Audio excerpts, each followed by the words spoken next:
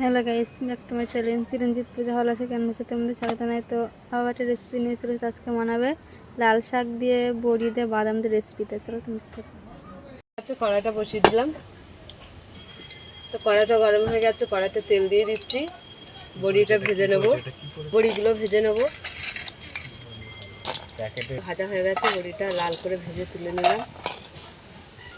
দুটো লঙ্কা ছিঁড়ে দিয়ে দিলাম, পেঁয়াজ কুচি দিয়ে দিলাম, আর একটু তেল দিয়ে দিলাম। তো বাদামগুলো পাশে ঢেলে দিলাম।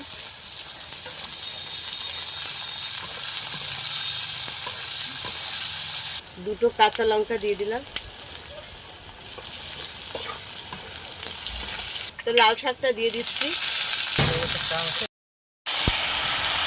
শাকটা অল্প অল্প করে দিয়েই দেবো।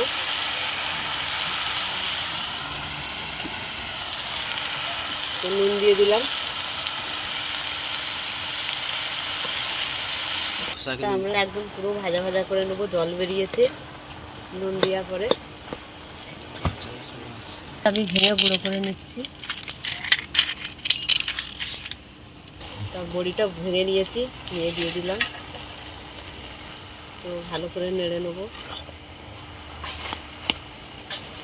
তো শাকটা আমাদের হয়ে গেছে।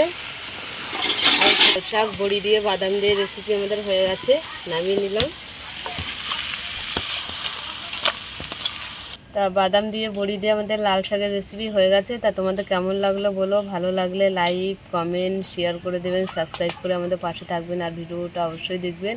আর এই পর্যন্ত টাটা।